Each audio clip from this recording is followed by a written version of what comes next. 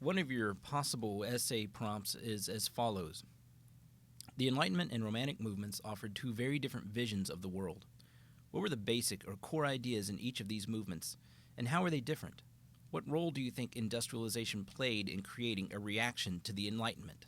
End prompt. Now, England has no official national anthem, but there are a couple of songs which are often sung at public gatherings and sporting events that typically compete for this honor. God Save the Queen is most well known on this side of the Atlantic, but even more popular back in England is the song Jerusalem. The words to this hymn were written in 1804 by the English poet William Blake, and in this piece he imagines that at some point in the distant past, Christ himself visited the pristine, verdant Isle of Great Britain. The poem opens with the following two stanzas. And did those feet in ancient time walk upon England's mountains green? And was the holy Lamb of God on England's pleasant pastures seen? And did the countenance divine shine forth upon our clouded hills? And was Jerusalem builded here among these dark satanic mills? Dark satanic mills? Well, that poem definitely took quite a turn. However, it's a turn we can better understand if we are familiar with the Romantic era and its connection to industrialization in late 18th, early 19th century Britain. Historical eras and movements, such as the Romantic era, are by nature pretty fluid. For every Second World War or Texas Revolution that has a fairly concrete beginning and end, you have periods like the Enlightenment or the Romantic era whose beginnings and ends are rather hazy. After all, no one woke up one morning and said, "Wow, today is the day the Enlightenment begins," or, "Well, that was nice, but I guess the Enlightenment is over now." More or less, these are the inventions of both contemporaries and historians, something created in order to help us make sense of the present and the past. That is not to say something like the Enlightenment or Romanticism did not exist. Obviously, your textbook provides some wonderful details about what made these movements worth defining, even if there is something ineffable or intangible about them.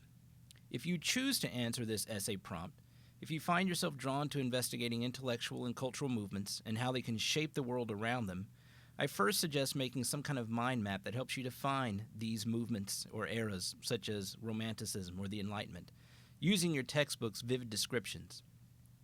Remember, however, that events, ideas, and movements do not unfold in a vacuum.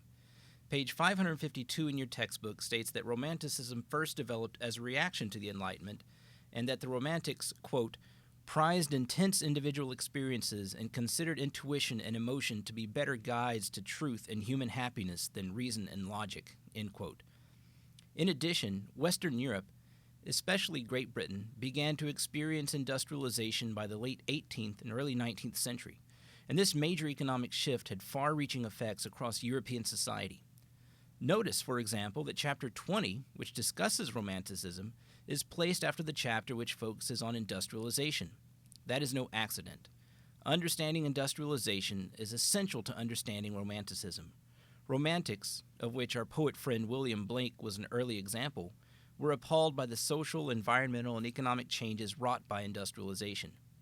Factories and mills were not seen by Romantics like Blake as shining symbols of progress capable of enhancing the standard of living of the average human being, but instead things to be mourned and condemned, hence a phrase such as dark satanic mills. So once you have mapped out the major tenets of the Enlightenment, industrialization, and Romanticism, you can then look back to your prompt and ask yourself a few things. What does your textbook emphasize as being core elements of Enlightenment and Romantic thinking? Where does industrialization fit into all of this? Why would the Romantics view the Enlightenment and industrialization, both things that have inarguably brought progress to humanity, with an increasingly critical eye? Asking yourself these questions will go a long way toward enabling you to write a thorough essay. As always, please contact me if you have any questions about the best way to move forward.